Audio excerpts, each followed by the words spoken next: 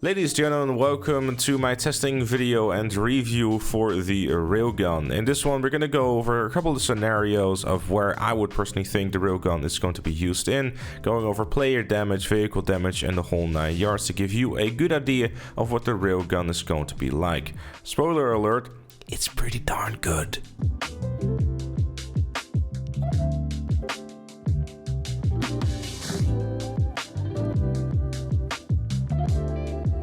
Let's start off by answering the most important question to many of you. Can you lock on console with the railgun? The answer to that is no. It is a free aim weapon just like any other heavy weapon within its class. It will take a total of 2 shots to take someone down when equipped with armor, and if you don't have any armor, you will be a one shot.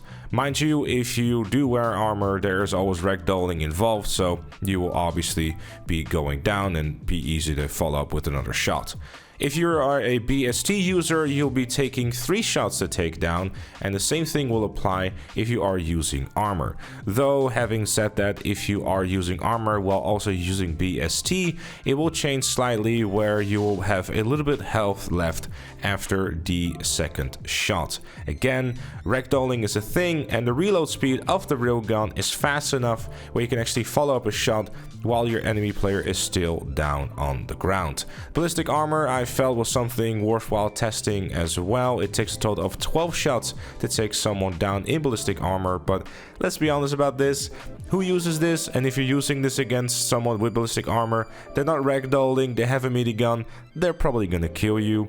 Also, if you don't mind, we'll just quickly talk about the reload speed of the railgun. It's about 1 second. You are able to cancel the reload if you were to want to do so, but if it's worth it, it's not entirely sure. I think the fraction of time that you will save with it is not really worth the hassle, but that's entirely up to you. If you're a seasoned RPG reloader through using the grenade trick, then, you know, give it a shot. Moving on to some vehicles, the Omnis EGT takes a total of 27 railgun shots in order to be downed. Obviously, normally it takes about 12 RPG shots to down, so definitely one that you can use in free roam if you don't like getting shot to death. The Night Shark normally takes a total of 9 RPGs, but with the railgun, it will take you a total of 20 shots to take it down. So the Night Shark is still a very viable option if you don't like to get shot.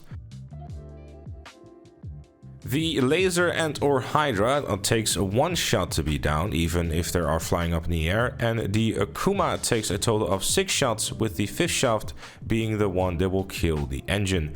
The Hunter also takes 6 shots to take down, but after about 3 shots it's when the engine starts failing and dying, so keep that one in mind. Mark II, 1 shot, 1 kill, and if you move on to something like the B11 Strike Force, it will take you 1 shot to like already start breaking up some parts and it becoming a little bit more difficult to fly, and after the second shot it becomes even more of a nuisance, so it doesn't handle the railgun too well, but I guess the B11 Strike Force in that regard is a little bit more unique with taking some more gradual damage, if you will. Moving on to some bullet velocity stuff, giving you an idea of what the comparison is of the speed of the projectile of the railgun versus the regular RPG and the homing launcher. Tested obviously at different ranges to give you a good idea what you can expect. Obviously, the further you go with the railgun, the longer it will take for the projectile to arrive, though it's still going to be quicker than the RPG and a homing launcher at all times, and it seems that the RPG is the worst out of the 3 weapons that I'm testing here because it actually explodes before it can even hit the target.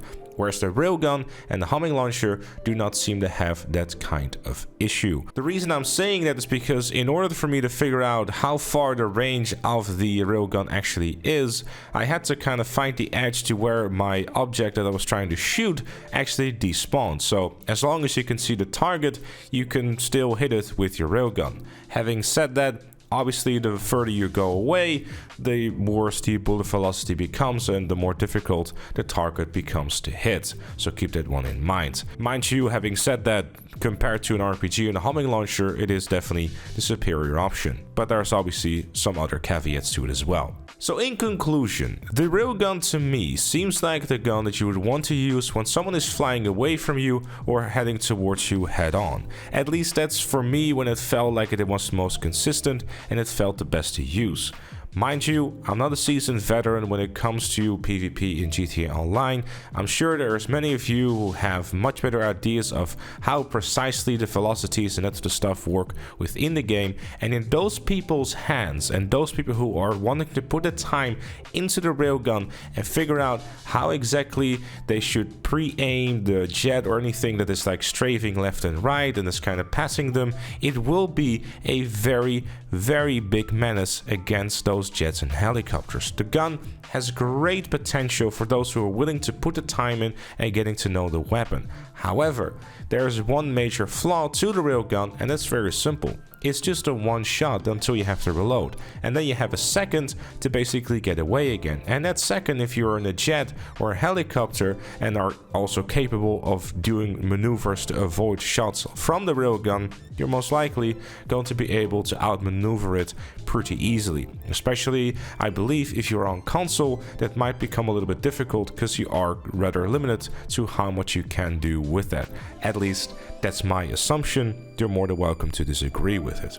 I think the best way to really describe the railgun is pretty much an explosive sniper rifle without a scope that does more damage but has slower bullet velocity. It's more of a close to mid-range weapon, whereas the explosive sniper rifle will be more for those longer ranges, and the RPGs will forever remain to be that big bang for your buck, but really just taking 3.5 seconds to hit a target, when again it's something that you would probably keep using against tanks and stuff like that for better results. So overall, I personally really enjoyed the addition of the railgun to the game. I think in both PvE and PvP it can be a welcome addition to the game. Especially a welcome thing that they have done is the fact that it's not a lock-on weapon, making it, well, not as much of a nuisance on controller, I would assume. Regardless, I'm curious to see how the PvP and or free roam lobbies are going to react to the change of this, and I'm wondering if it will do anything against the jet griefers and helicopter griefers. But again, a jet and helicopter in capable hands will still be able to outmaneuver the railgun,